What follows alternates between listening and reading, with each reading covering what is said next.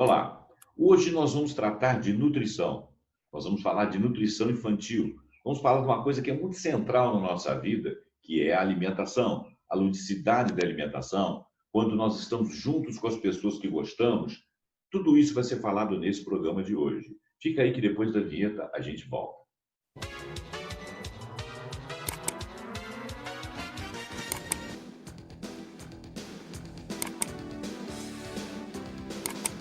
Olá, está no ar a mesa de debates aqui no YouTube da TVE de Juiz de Fora e na FM Prêmio. Hoje nós vamos falar de nutrição, hoje nós vamos falar de alimentação e nós trouxemos aqui uma especialista na área, alguém que pode nos dar um embasamento. Houve uma mudança de hábito, nós estamos durante uma pandemia, o isolamento social obrigou as pessoas a ficarem em casa, irmanadas em casa, mas a proximidade dá os atritos. Então, como é que as crianças estão se alimentando? Como é que as pessoas estão se alimentando? Como é que nós estamos convivendo com isso? Bom, eu vou apresentar aqui quem eu trouxe, que é a Tuila, né? Ela vai dar um breve currículo dela. E para me acompanhar no comando do programa, muito simpaticamente, o Nilson Ferreira Neto. Tudo bem, Nilson? Tudo jóia com você? Tudo certinho? Tudo bem, Zé? Tudo bem. Mais uma vez é um prazer estar aqui debatendo um assunto interessante. Um abraço também para a Tuila, que é um prazer estar confraternizando com ela aqui na mesa de debates. Beleza. Tuila, vocês já tiveram um bate-papo aí antes do programa, aí vocês já estão até íntimos em termos de conhecimento de alimentação, né? Eu queria começar imediatamente o programa e gostaria que você começasse primeiro falando de um currículo rápido, qual que é a sua especialidade e dizer como é que você pode ajudar aí a nossa comunidade aqui em Juiz de Fora, as pessoas que precisarem. E gostaria que você começasse falando da mudança de hábito, né? Houve uma mudança de hábito na pandemia. Inclusive, algumas pesquisas estão dizendo que as pessoas querem manter alguns hábitos que elas adquiriram, né? Hábitos, por exemplo, de higiene, quando sair, evitar aglomerações, evitar lotação, passar mais álcool, ser mais higiênico e tal. Bom, mas isso também no complexo alimentar. Então, diz aí para nós, quem é a Tuila, qual a especialidade e quais foram as modificações? Muito bom. É um prazer estar aqui com vocês hoje. Muito obrigada mais uma vez pelo convite. Obrigada, José, Nilson, Ronald também, hoje pela entrevista. É um prazer falar desse assunto. Eu sou nutricionista infantil e familiar, eu atendo em consultório de uma forma muito humana, então eu tenho uma visão da nutrição como todo, né, sujeito, que comer é muito complexo, então a gente não tem como racionalizar esse processo. E além do meu atendimento não prescritivo, humano, gentil, eu tenho um projeto, né, tenho um espaço, que é a Corujinha na Cozinha, que é um método de aprendizagem através do brincar e da culinária com as crianças. Então, é uma casa situada no Olegário, onde tem uma cozinha para criança, onde tem um espaço de horta, e a ideia é justamente essas crianças interagirem com esses alimentos da melhor forma possível, né? Usando o lúdico, usando o aprendizado de partes sensoriais e realmente envolvendo a culinária. Então, isso é um pouquinho do que eu faço, né? Bom, a pandemia está sendo excelente para a gente poder começar a refletir sobre a nossa cultura alimentar, para fazer resgates. E eu acho que está sendo super interessante, porque a nossa indústria, ela favorece a gente não cozinhar, ela favorece a gente não ter alimentos, né? A gente não ir para a cozinha porque tem perda de tempo, de rotina, de tudo isso. E quantas pessoas, tanto que eu acompanho e próximas, que eu percebi que realizaram receitas assim lindas e receitas difíceis de serem feitas, como um pão, né? Eu acho que todo mundo passou por alguma experiência gastronômica nessa pandemia. E isso facilita porque a gente faz esse resgate que se tem muito perdido. Então, por exemplo, dentro da Corujinha, eu tento levar ao máximo para as crianças receitas. Então, essas crianças saem com, nem que seja um e-book digital ou um caderno, elas saem com esse registro para elas entenderem que na nossa história a gente tinha registros das receitas, né? Registros culinários. E tem se perdido isso, porque está tudo online, né? Então, você não sabe nem a preferência alimentar daquela família mais. Então, as pessoas estão usando desse momento para se conectar mais, e isso está sendo muito interessante. E eu acredito muito, estou muito positiva, que esse hábito se instale. Então, assim, trazer a culinária, porque cria-se muitas habilidades para a criança. Então, a gente trabalha inúmeras matérias ali, a ciência, a oxidação, a fermentação, temperatura. Então, é um aprendizado gigante estar com a criança na cozinha. E eu acredito que se os pais e as famílias conseguirem colocar isso como hábito, vai ser excelente em vários sentidos. E, com certeza, esse hábito de higiene, como você falou, né, José? Então, assim, eu percebo que a gente está mais cauteloso. A gente faz a compra. Antigamente, muitas pessoas não passavam álcool gel, mesmo que seja nos alimentos embalados. E hoje a gente passa. E isso é interessante porque a gente tem mais cuidado do quem a gente está cuidando, da gente, né?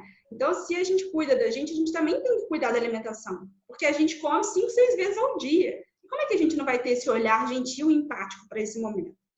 Então, são hábitos que eu acredito que vão se permanecer e vai ser muito interessante. Então, as crianças participam desse processo da compra, de higienizar, de limpar. Então, você já consegue hoje, e a gente tem essa possibilidade do tempo, que é uma das dificuldades que as famílias falam, não tem o tempo. Então, a gente faz a compra, a gente consegue hoje porcionar, já consegue higienizar, já consegue colocar nos potes, já consegue programar a semana. Então, esse é um hábito que foi adquirido e que eu acho que vai se manter. Só que a gente também tem uma outra visão do hábito, que a gente não tem mais aquela rotina que sai para trabalhar, que sai para a escola, que acontece no nosso dia a dia, e que a gente também tem ficado mais em casa e com mais comida disponível. E aí é um hábito também que a gente acaba comendo um pouco mais por a comida estar acessível. Então, a gente teve aquele processo todo da pandemia, né? E aí a gente tocou. E aí agora a gente às vezes não sabe lidar com aquela quantidade. E aí às vezes a gente vai comendo um pouco a mais. Então, um outro hábito também que foi adquirido, mas a gente precisa avaliar um pouco melhor sobre isso, né? Bacana. O Twila, você está me fazendo lembrar uma coisa interessante aqui. A minha mãe, ela tinha o hábito de ferver garfos, utensílios da cozinha que fosse utilizar pelo menos uma vez ao dia, porque ela imaginava que eles estavam expostos. Eu acho que ela era um pouco exagerada, mas ela lavava todos os legumes, todas as frutas e colocava aquele vinagre ou uma outra coisa lá que eu não estou me lembrando agora. E isso era um hábito lá em casa. Lá em casa tinha hábito assim, de você chegar em casa, tirar o sapato da rua, né? Não sentar, deitar e fazer nada com a roupa da rua, né? Você vestia a roupa de casa, o calçado de casa, e dentro de casa você estava isolado da rua o máximo possível. Ela era um pouco exagerada, mas eu acho interessante que outras famílias da mesma faixa etária da minha mãe, as mães também faziam isso, evitavam certas coisas. A nossa geração já veio com aquela história de que se caiu no chão e pegou muito rápido, não deu tempo do germe entrar. Né? E aquela coisa de achar que o germe não existe, né? Então, que a criança pega anticorpos. Não resta dúvida que você não pode isolar demais, nem corromper demais. Né? Então, eu acho que um dos hábitos bons que nós vamos trazer para a atualidade, para o futuro, é exatamente esse hábito de sermos um pouco mais higiênicos, não no sentido que a gente não seja higiênico, mas no sentido que a gente não é tão cuidadoso com a higiene. Higiene da boca, higiene dos olhos, cabelo, roupas, o que está na rua, aglomerações, né? Entrar em danceterias, entrar em bares muito cheios. Realmente, a minha mãe sempre foi contra essas coisas, ela sempre falava, evita isso aí. Teve uma época que teve um surto de meningite aqui, ela quase que deixou a gente paranoico, não deixava de fazer nada, passava álcool na gente o tempo todo. E uma coisa, se ela vivesse no tempo da pandemia, vou te contar, o mundo estava salvo, viu? Ela não ia deixar chegar aqui, não. Mas, então, a questão da rotina alimentar, você falou de produto industrializado, e eu queria falar um pouquinho de rotina alimentar para a criança, para evitar que ela engorde, para evitar que ela se alimente mal. Queria também falar da participação da criança no momento da alimentação, voltando mais para a questão da criança, porque nós, pelo jeito, vamos manter um pouco mais de tempo as crianças na escola. E eu queria que você deixasse também uma mensagem aí, mostrando para o pessoal o seguinte, que nós, consumimos industrializado exatamente porque nós cedemos à pressa do mundo. E ao fazer, a gente acaba se alimentando mal. Você tocou nesse assunto aí. Fala um pouquinho, então, dessas rotinas da participação, que depois eu vou passar a palavra para o Nilson. Se o Nilson já quiser fazer alguma intervenção, fica à vontade, tá? Legal. Pode falar. Então, José, o que acontece? A gente tem uma cultura de falar que rotina é chata, né? Rotina é difícil, é chato. Algumas pessoas gostam, outras não. E rotina alimentar é muito necessária, inclusive para criança. Porque o que acontece? Quando a gente não... Eu falo para os pais de uma forma assim, olha, criança é como se fosse um rio e nós somos as margens. Porque se criança fosse, né, livre, a gente seria já o mar e ninguém está segurando a gente. Então, a gente tem que ser a margem dessas crianças e aí a rotina essa é a ideia. Então, a gente desconstruir do que é chato e a gente poder direcionar, porque a gente prepara tanta coisa quando você tem uma rotina. E nessa pandemia, eu imagino que todo mundo está mais flexível em relação ao horário de acordar, em relação ao horário de dormir, em relação ao horário de comer e de outras atividades diárias. E está tudo certo isso. Só que a gente pode tentar criar essa rotina com a família, combinando dentro de casa. Não significa que o almoço precisa sair meio-dia, mas ele pode sair 1 hora, 1h30, todo mundo junto. E está tudo certo isso. Então, assim, se a gente faz com que essa criança também seja ativa nesse processo, essa rotina fica mais leve, essa rotina fica mais interessante. Então, a criança estar na cozinha, ajudar nas atividades diárias, porque existe, você falou muito da sua mãe, mas existe também aquela época que criança e cozinha não combinam. Isso é um mito, né? Tanto é que as pessoas aprendiam-se a cozinhar. Quantas pessoas falavam assim, nossa, eu aprendi a cozinhar vendo a minha mãe.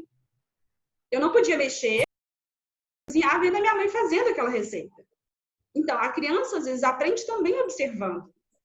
E se essa criança ajuda na rotina, às vezes, olha, o almoço vai sair um pouco mais tarde, 1h30, mas você pode me ajudar a colocar o pote na mesa. O que você acha de arrumar a mesa hoje pra gente? Arruma do jeito dela, da forma lúdica, coloca o talher, enfim. Então, tem algumas possibilidades para a gente ajustar isso. E quando a gente tem esse limite, né, esse limite, vamos dizer assim, a possibilidade da criança querer ficar beliscando e ter uma fome que está um pouco exagerada, vamos dizer assim, né? Tá todo mundo querendo comer algo, beliscar, porque a gente está dentro de casa, a gente tem a comida acessível, a gente passa na cozinha e já pega aquele biscoitinho, abre a geladeira com muita facilidade, a gente acaba fazendo que essa criança entenda que não precisa comer toda hora, porque ela está participando do processo, ela está sendo útil, ela está fazendo com que esse momento seja confortável. Então, rotina a gente tem que desconstruir, que é uma coisa rígida e um pouco difícil e chata, para uma forma tranquila, eficaz e de direcionamento. Então, o que acontece muito, e eu vejo, acaba como a gente está muito flexível, a gente sai do 8 e vai para o 80. E aí a criança, eu quero comer pipoca de manhã. Ela acaba pedindo. Por quê? Avisado a ela que a pipoca vai ser mais tarde. Ou essa pipoca vai ser no final do dia. E tá tudo certo. O problema não é o que ela quer, se ela quer comer a pipoca. A questão é, a família vai comer todo mundo pipoca de manhã? Se for, tá tudo certo. Se não, vamos deixar lá para a hora do filme, né, que é um programa em família, ou para mais à tarde, ou lanche. Então, a criança precisa ter essa orientação e às vezes a gente não faz isso. E aí ela fica, eu tô com fome, eu quero isso, eu quero assado. E às vezes essa fome é muito confundida com o tempo ocioso. Né? E nesse momento de pandemia, a gente realmente acaba confundindo, porque a gente não está gastando energia, está todo mundo sentado em frente a uma tela, tanto nós como as crianças. Então, as crianças estão pelas aulas online, né? Os pais também no home office, e isso acaba que a gente não entende muito se é fome, fica um pouco confuso. E às vezes a gente está entediado com o que a gente está fazendo e a gente quer comer. Isso acontece com as crianças. Já viu todas as séries possíveis, né? Já viu todos os filmes possíveis, já teve a aula e aí, o que eu faço? O que eu faço? E aí a comida, ela supre isso também. Né? Aquela questão da ansiedade que você colocou no tópico ali, fome ou tédio, tem muito dessas coisas, né? Eu acho que inclusive o doce ele exerce muito esse papel de entrar no momento da frustração. Você está frustrado. Uhum. E a nossa sociedade é uma sociedade muito sensual. Nós somos muito de imagens, né? Nós somos muito de cores, nós somos muito de volumes, de voluptuosidade. E isso também se transferiu para a alimentação. E na educação da minha geração, os nossos pais nos colocavam uns critérios que era de que você tem necessidade do alimento. Ele é gostoso, mas você tem necessidade dele. Esses bolos de festa que você encontra em tudo quanto é rotisserie e confeitaria por aí, era tema de um determinado dia, um aniversário, um fim de semana. Hoje você chega ali numa rotisserie, come um pedaço de bolo, aí acaba com algumas frustrações e ganha algumas calorias. Nós estamos trocando frustração por caloria, não é certo? Bom, mas eu vou passar a palavra ao meu amigo Nilson. Ele já está ali até salivando para falar, né, Nilson? Tudo bem? Fica à vontade aí. Tudo bem, Zé. Ô, Tuília, a gente está vivendo nesse período aí de isolamento social. Eu gostaria que você tocasse num ponto que é um ponto muito importante que hoje nós estamos vivenciando nesse momento, que é a questão da obesidade infantil. Então, como fazer, principalmente nesse período de pandemia, para ter um controle maior sobre o que a criança ingere, do que a criança se alimenta para que evite a obesidade infantil. Tá, vamos lá, Nilson, várias perguntas. Bom, é o seguinte, realmente, se os pais não compreendem muito sobre alimentação, vai ficar complexo eles ensinarem suas crianças. Tanto é que eu tenho feito um trabalho eu sou nutricionista de criança, mas eu tenho que atender os pais. Porque se eu passo uma comunicação sobre o como é comer, o que é o adequado, e os pais não compreendem também, não vai me dar muito certo dentro de casa. Então, eu preciso educar esses pais também como funciona. Então, essa questão da rotina é muito importante porque a gente coloca o pai nesse papel mesmo dele e a criança vai ter o papel dela. O papel do pai é definir o que essa criança vai comer, né? E a criança vai determinar o quanto ela vai comer. A quantidade é definida pela criança. E aí, essa questão mesmo de dicas, o que a gente pode fazer? Primeira coisa, então, é tentar implementar essa rotina de uma forma muito gentil e flexível. Porque não adianta falar, a criança tem que comer isso, se a família não come. Né? Então, assim, eu recebo, agora é o horário da comida da família, da criança, da fulaninha. Tá, mas e você? Porque, às vezes, a gente fica tão focado na criança que os pais, às vezes, nem se alimentam. E o que acontece? Às vezes, essa mãe, esse pai, tá morrendo de fome, mas prefere dar comida para a criança, para ver ela se alimentando e ela nutrida, e depois come qualquer coisa. E aí eu falei, bom, olha, isso eu pego desde a introdução alimentar, que eu atendo bebês.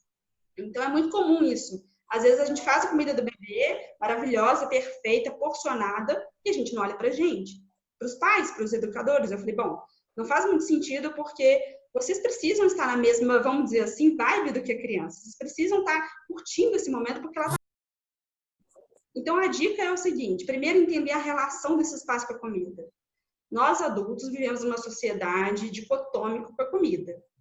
Então, a nossa relação com legumes, verduras e frutas é sempre para um objetivo de saúde. A gente não consegue enxergar prazer nesses alimentos. E o meu trabalho é justamente mostrar para as crianças e para os pais que tem como associar isso. E é gostoso. Só que a gente precisa, assim, olha, esses alimentos eles ficam naquele objetivo. É para não ter doença, é para eu não ganhar peso, é para eu ficar saudável. Mas será que tem outra forma da gente olhar para esses alimentos? Será que não tem como a gente fazer uma receita gostosa com essa abóbora, com essa pera, enfim, com essa laranja? Tem jeito. Só que a gente precisa reduzir essa dicotomia que nós temos com a alimentação. Então, se a gente fala assim com a criança, que é muito comum dos pais falarem, não, mas você tem que comer esse verdinho. Você tem que comer o brócolis agora. E aí, tá, a criança come, mas às vezes o pai não gosta, a mãe não gosta, não aceita. Então, tem que harmonizar isso, tem que ter equilíbrio. Porque a criança, igual você falou, é reflexo. E realmente, ela está olhando esses pais para ver se alimenta. E aí, o que muito acontece, que eu vejo na prática? Às vezes, os pais adquirem esses ultraprocessados por uma questão de ansiedade, de frustração, e às vezes escondem nos armários. Chocolates, biscoitos, tudo isso. Eu falei, olha, tudo bem, você está fazendo dessa forma, mas pode ser que um dia o seu mini humano, que eu gosto de chamar as crianças de mini humano, eles vão abrir os armários de vocês. E aí eles vão achar. E aí, como é que vai ser a reação de vocês? Vocês vão falar que a comida é sua e não é dele? Então, quando a gente tem ultraprocessado em casa, eu sou assim, vai tirar? Não. Por quê? Não é tirando que resolve. Já está lá dentro de casa. Essa criança já viu, já sabe que tem biscoito, já tem chocolate, já tem qualquer outro alimento que é industrializado. Vamos tentar dividir esse momento? Em vez de esconder, em vez de falar que ela não pode, porque a gente quer manter essa criança mega saudável, mas às vezes a gente mesmo olha pra gente. Então, vamos fazer o seguinte, já tem ultraprocessado? Vamos partilhar. Vamos fazer o momento do biscoito. E aí, se um biscoito, que às vezes a gente, sem perceber, com esse tempo ocioso, com essa ansiedade, com tudo o que a pandemia está acontecendo, a gente come um pacote sem perceber. Em casa, já está lá. Por quê? A gente fica assim, vai fazer a compra, a gente pode comprar tudo que é saudável, mas a gente também vai comprar esses outros alimentos porque faz parte da nossa vida, da nossa cultura, já está ali. E aí, o que a gente pode fazer? Deixa esse momento para todo mundo da família. Dependendo da idade da criança, claro. Então, assim, o doces, o sal, ultraprocessados é acima de 2 anos, tá? Só para deixar essa recomendação. Então, se a criança acima de 3 anos que já teve acesso com esses biscoitos, esses alimentos, já viu dentro de casa, ao invés de falar, não vou comprar mais, vou proibir, não pode mais. Porque essa mãe, esse pai, ele vai procurar fora. Se ele tiver uma brecha de poder sair na pandemia, ele vai comer lá no mercado de uma vez, ele vai comer na fila do supermercado. Mas ele vai comer aquele chocolate, aquele doce, qualquer outra coisa, vai sentir a pior pessoa do mundo. Culpado.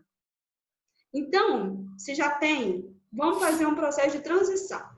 Vamos fazer o seguinte, momento do biscoito. E aí divide. Na hora que você deu conta, divide para a família inteira aquele biscoito, você não acabou com o pacote sozinho e todo mundo teve prazer. Só que isso precisa ser combinado. E o que eu vejo, Nilson, é que a gente não fala de alimentação dentro de casa. A gente não conversa sobre isso. A gente conversa sobre conta, a gente conversa sobre vários assuntos, mas a gente não fala de comida. E deveríamos falar porque a gente come 6, 7 vezes no dia. Geralmente, essas crianças, às vezes, adoram batata frita, adoram brigadeiro, enfim, outros alimentos, e não comem fruta, verdura, legume.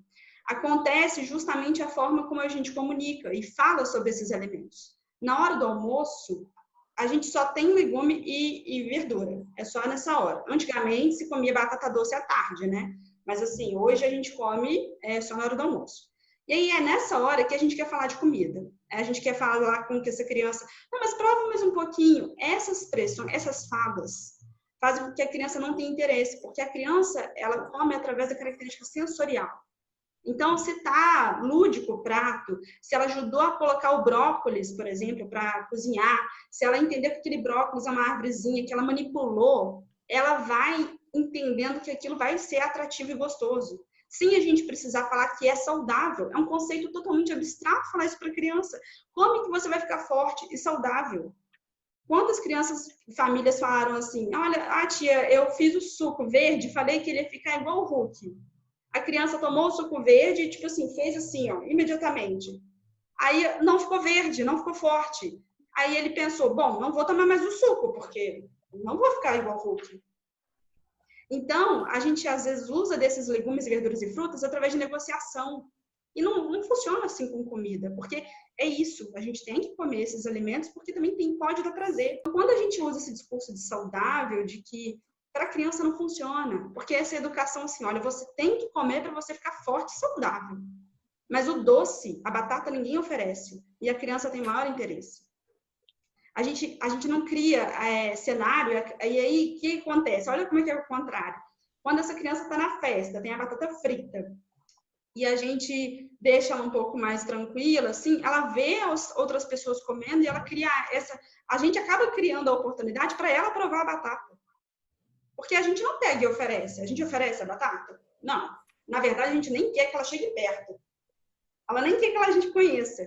Então, a gente acaba criando a oportunidade no local e no momento errado. Ao invés de fazer isso com os legumes e frutas e verduras. Então, se a gente pega essa criança, pega essa verdura e ela rasga a folha de couve e faz do jeitinho dela, né? Se ela insere, né, a cenoura ali, se ela rala, se ela pica, se ela monta, gente, ela está tendo tanto aprendizado ali, ela está vendo que é necessário, é gostoso esses alimentos para o dia a dia dela. E ela vai ter essa referência, essa memória em casa. Então, assim, a gente tem que mudar um pouco essa forma de falar da alimentação, porque, assim, quanto mais a gente aproximar dos in naturas, menos processado a gente vai querer. Porque se a gente faz esse aprendizado com a criança, quando ela tiver contato com um processado, ela vai achar super estranho colocar na boca. Ela vai achar assim, ai, muito doce, muito salgado, não quero. E aí a criança vai achar forte aquele paladar, porque a indústria faz isso. Ela coloca tudo que pode viciar ali pra gente. Então, na hora que a gente acostuma com esse ultraprocessado, voltar para o in natura é complicado. Então, e é mantendo a base de alimentos in natura e minimamente processados. Então, assim, arroz e feijão, que é a nossa cultura, é legume, proteína, então carnes, ovos, peixes. E esse, assim, é um momento que até eu mesma estou falando que, assim, tem muito tempo que eu não comia peixe. Eu falei, nossa, tem tanto tempo que eu não como peixe, acho que eu vou me aventurar. E aí eu consegui, né, a ganhar mais nutrientes, porque eu fui para a cozinha fazer o peixe. Então, a gente pode refletir nisso também, a família. Então, se a gente mantém essa rotina, e olha, a gente vai ter iogurte, então, equilibrar nesses alimentos minimamente processados e in natura. Então, se a gente tiver, por exemplo, aí é uma coisa interessante, a gente pode começar a avaliar na nossa casa, a gente está mais descascando ou desembalando? Então, se a gente está abrindo mais potes, a gente está abrindo mais saquinhos, como é que está sendo essa nossa alimentação? E aí, realmente, isso vai agregar mais caloria. Agora, se a gente tem, olha, tá horário combinado com a criança, eu sou a favor da criança ser ativa. Então, a criança precisa saber que vai ter, antes do almoço, vai ter uma fruta, um iogurte, que ela possa escolher. É direcionado. Então, olha, você quer morango ou você quer banana? Hoje de manhã. A criança tem esse papel de escolha. Não é perguntar, é uma outra coisa que eu corrijo aos pais, assim. Corrijo, na realidade, de orientação. Se você perguntar o que você quer, a criança vai falar, eu quero doce, eu quero biscoito, eu quero chocolate. É a mesma coisa se eu perguntar para você, por óbvio, né? E aí, agora, se a gente direciona, você quer banana ou você quer uva? Ah, eu quero uva hoje. Pronto. E aí ela ajuda a colocar na mesa, ela prepara, vai ter uva. Então, com isso, se a gente mantém esses grupos alimentares na nossa vida, a gente evita obesidade, a gente evita doenças no futuro e a criança aprende esse paladar, porque a fruta é doce. Os legumes também são interessantes. Alguns legumes são adocicados e os outros a gente consegue aprender com tempero, a ir para a cozinha. Então, tem como, sabe, Nilson? Tem como. Agora, se tem um ultraprocessado já dentro da sua casa, não retira, não. Faz um desmame, faz uma transição, tenta criar esse momento em família e não esconde, porque é pior. Eu agradeço muito a sua presença. Adorei conversar com você. Espero que você volte outras vezes aqui conosco. Muito obrigado pela participação. Bacana. Muito obrigado a participação do Nilson aí, as intervenções. E eu vou ter que terminar o programa, tá? Eu que agradeço, Zé. Bacana. Muito obrigado, Tuíla. Muito obrigado, Nilson. Você, obrigada. Tá, Tuíla? A gente vai... Muito obrigada. Nós que agradecemos. Bacana. Bom, então eu vou terminar o programa, gente. Vocês viram que hoje, mais uma vez, a mesa de debate prestou uma ação pública de levantar o moral da tropa, dizer para vocês o que é bom, com uma especialista e nós aqui acompanhando e sugerindo. Muito obrigado pela sua paciência, pela sua audiência, você aqui da FMP, você da TPE. Faça esse programa para frente, compartilhe, o que é bom para a gente é bom para todo mundo. E ó, coma bem. Muito obrigado e até o próximo Mesa de Debate.